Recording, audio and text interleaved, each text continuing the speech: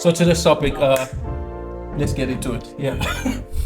Today, we're talking about a serious crisis in this country. The absolute moral freefall of South Africa's youth. You know what I'm talking about. Every weekend on TikTok, you're seeing kids younger than your DSTV subscription blacking out on some skr vodka, shaking their hips to Amapiano tracks in outfits their great-grandmothers would have fainted at. I mean, we've got 16-year-olds now with more body piercings than qualifications 23-year-olds have, and a nation of boys who care more about their drip than their actual grades. But let's get real for a second. This isn't just about who's twerking on Instagram or who's drinking at a shisanyama while their textbooks gather dust, right? This is about a deep cultural decay, a spiritual crisis, if you will, that's unraveling the very fabric of our future. So buckle up, get your fish and chips, because I'm not holding back today. Let's face it, I never do, right? And to start with the bang, let's talk about the grooving, shall we? Because in South Africa, groove has become a lifestyle. Groove isn't just a Saturday night anymore. It's a Monday morning. You'll see some of these kids at a taxi rank on their way to school, and their eyes are even redder than a Joburg traffic light, because they just came straight out of a party. I'm not joking, I've seen this firsthand. I mean, you've got 15-year-olds now out here acting like they are auditioning for Ibiza Uncensored. And the worst part is not even that. The worst part is that the parents have normalized this nonsense. Auntie will be there taking selfies with her teenage child at Konka,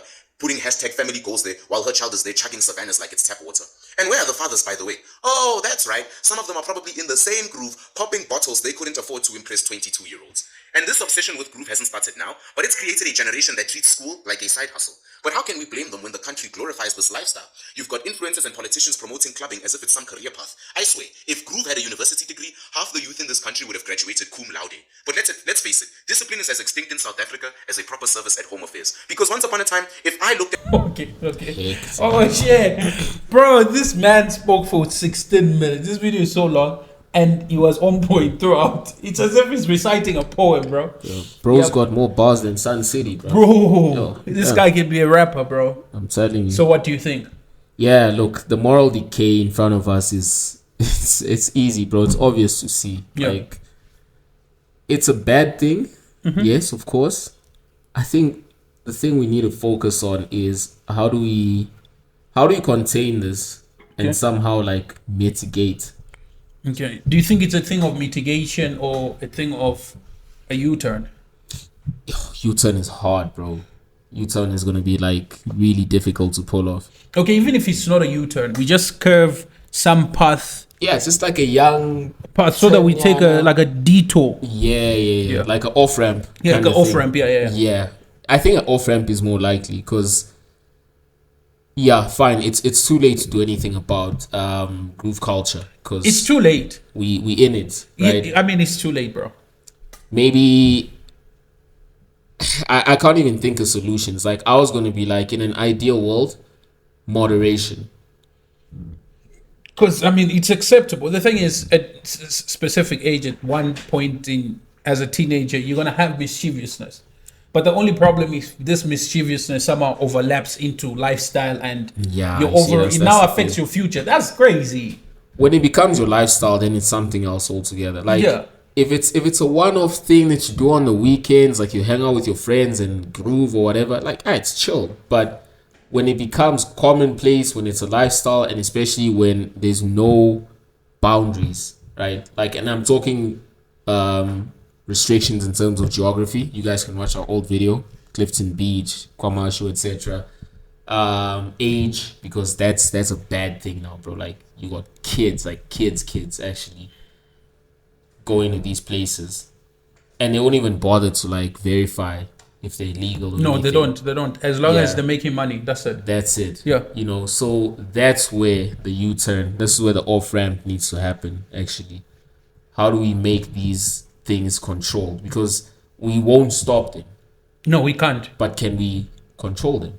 Yes, we can. Good. I think we can. I think that way the mitigation can play a part than the detour as well. Yeah. Because I mean, bro, it's really getting out of hand. What was the matric pass rate? I don't know, but did it not improve? Improved, right? Apparently, they said it improved, but I mean, what's improvement though? If the buy is set so low, like 30, 40s. Yeah, look, you see the 30, 40 thing as well. That's terrible. That's got to be done away with because, like, no, 30% plus. Bro, in what world is that? In our world. Sheesh, no ways. In our world. Look, kudos to the matric class of 2024 in that they worked hard and they got what they deserve for working hard. And improvement is improvement. You can't even just like talk down on that. Of course, we can't. We can't. I don't know. I can. I think. Nah, I feel like I want to. Improvement is improvement. Even if you improve by 1%, the bottom line is you improved. If we improving in the wrong things, it depends how far we are going. Like, if we're really going in the wrong direction and we only, like, I mean, imagine regressing in the wrong direction by 60% and progressing only like 25%. Yeah, that's a very big difference. Exactly. Right? So answer can't praise like it. The 55% difference in the bad direction. Yeah. That's not great. And I'm not going to praise that improvement. Do you ever think this is going to go out of fashion? What you mean? This whole thing, like, the groove culture and everything. Not just groove culture, because I mean, look, groove culture is nothing new, right? We like to think like it's nothing new, right? It's always been. It's not. It has always been like it just in moderation, but now we took it to the extreme. Even in moderation, bro. Yeah, I guess. In moderation, bro. I guess. During our time, it was not as crazy as this. It wasn't, but here's the thing: like with us, smartphones were limited. Like you were very limited to what you could do with your phone. Okay, but is this caused by smartphones? No, I'm just saying with technology progressing, it opens up so much more possibilities, right? So what, for drugs? For everything. For everything. Think about it this way, right? Yeah. First time ever, like, okay, when I first went to a club or something, we needed to make sure that there was a designated driver there to get us back home or whatever. Yeah. But you don't need to do that anymore, do you? No, you don't. No, you could just call an Uber, right? Oh, so you understand? It's now convenient. And we've regressed even more because the conveniency is there. There we go. Oh, okay. So yes. Do you even need to leave your house to go buy alcohol anymore? No, you actually don't. It's delivered for you. Yeah, you can just get it delivered. Yeah. Like, exactly. And we don't need, like, you know how you needed to plan things in advance. Like, okay, party at this guy's house. This can happen spontaneously. It could literally. Like, I could just start Groove at my place, go on Instagram live and boom.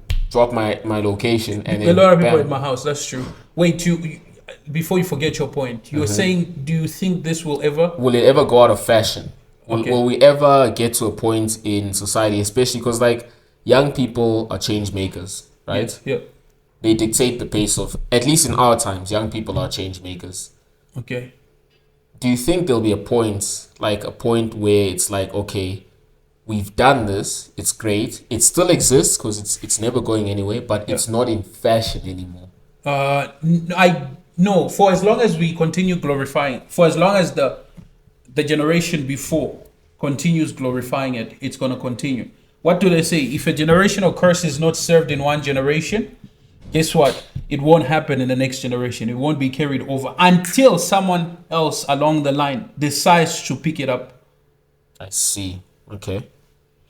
My parents, in a funny way, I would get a swift, no questions asked hiding. And that hiding wasn't just about pain. It was a lesson, right? It was a message saying, I'm raising you to be a respectable human being, to become some Sambit, not some moron who's going to end up in an episode of No Excuse Pay Papgeld or I Blew It on Mojalav. But nowadays, discipline has been swapped for negotiation. Imagine a kid throwing a tantrum in the middle of ShopRite, screaming like they're auditioning for a horror movie. And then the mom is there whispering, okay, sweetie, what do you want? Is it a lollipop? An iPhone? No, ma'am. What that child needs is a reality check and a big slap. And maybe a wooden spoon, if we're being honest. You know that wooden spoon they used to make pap with. What's worse is how schools have abandoned discipline too. Because back in the day, a teacher had the authority to whip you into shape. Literally. You'd get detention for not doing homework, like me. Not counseling sessions and positive reinforcement strategies. Just nonsense now. Now teachers are being treated like trauma specialists for kids who can't handle being told no. If Sipo, for example, doesn't want to study because school is boring, well, guess what? The system will blame the teacher. Meanwhile, Sipo is at home watching some TikTok video of people doing dumb challenges, thinking that's his career path. I shaved my girlfriend's hair prank on purpose. Discipline isn't gone. It's been exited and banished like an ANC politician caught stealing too blatantly. And it shows now because we're raising a generation of entitled brats who think the world owes them because they simply exist. And we can't even blame them because we are teaching them to do that through social media, the devil's playground as I like to call it. Back in the day, kids used to play soccer in the street, hang out. You know, when I was a kid, I loved playing in the street. I did not want to go back in the house. Well, except for when it was 5 o'clock and Dragon Ball Z was playing and so on. There were no negotiations. And there was always that one kid in the neighborhood who had the latest PlayStation 2. So me and my other friends and neighbors would go to his house to play a little, you know. Stricter controls, maybe? Government imposed stricter controls? Because I mean, they got the power in this case. Yeah, government can actually play a part. They can be the ones that. Yeah, they could create that. Yeah, they could make that off-ramp road and be like, okay, guys, this is the. They are the ones that can do that. Besides that, I actually don't see anything else causing, because the extreme. The only thing that can cause a stop to this, and people really staying away from this type of lifestyle and everything, will be something much more painful if the government does not intervene. That's the only thing, nothing else. Yeah, but like this is it's a tough spot as well for the government, because I understand that this makes a lot of money, right? It does, but overall, are you gonna are you gonna watch society and society decay, run into hell so that you can make money? Do you know what the crazy thing is? Yeah. I don't know if you've heard of functioning alcoholics. Yes, I know. Yeah. That's become acceptable. It's like, look, I'm gonna drink on Monday morning at 3 o'clock in the morning, but don't worry, I'll make it to work at 8 o'clock and I'll still work. Even though I'm under the influence. Like, I'll get the work done and I'll go home. Like, that's become a thing. There's a lot of functioning alcoholics. Yeah, I know, but that's bad. I mean, the people I work with, they asked me to say, do you drink? Do you smoke? I said, no. Then they say, but how are you moving through this life? Exactly, right? Yeah. You need at least one vice. Yeah, bro. they're like, so you are facing life sober. Sober, That's bro. what they said. How scary is and that? And I said, I'm like, yeah, it's like, yo, you are so strong, sober. I say, yeah, I mean, what can I do? How do you do it, bro? You must be Superman. You do, bro, you do it. You gotta do it. You gotta do it. I think some of us, our bloodlines are bad when we go into this part, so. I guess. It's sticky. It's sticky. Yeah, like it's hard to shake. Yeah, right? It's hard to shake. It's very sticky. I see. So, I see. But like, you know what? I think intervention is needed. Look, the government one I think is also a bit too extreme. I do think as society. You think so? Okay, no, not extreme. I think it's the most possible and easiest approach. But the only issue is there are people who are wanting to make profit at the expense of the future and future generations. Yeah, unfortunately. Unfortunately. Because, we can't deny it, bro. The things that are associated with moral degradation make a lot of money. Oh, they do. Like a killing. They do. You know what I'm saying? They do. And that way you control a whole population. Because now you keep them in debt. It's a lot of things, They don't progress. They do not learn. They get stuck and build addictions that follow them for the rest of their lives. For the rest of their lives. And it ripples down, bro. So it's so bad, bro. Well, last words? There needs to be clear boundaries. I mean, there's got to be a time and a place for these things, right? Mm-hmm. So that we know that if it's time to party, we gonna party. When it's time to work, we're gonna work. When it's time for this. But even in saying that, I'm humble enough to say that I don't know how we will enforce that. Maybe that's what I don't know, but it would be nice if that were the case. I think where we have moderation. I think that can only as well. It's people we admire. I think it starts down below. People we actually see eye to eye with, like our older brothers, aunties, uncles. They can play a part. Yeah, that'll be proper. It's like, okay, cool. This is what they see.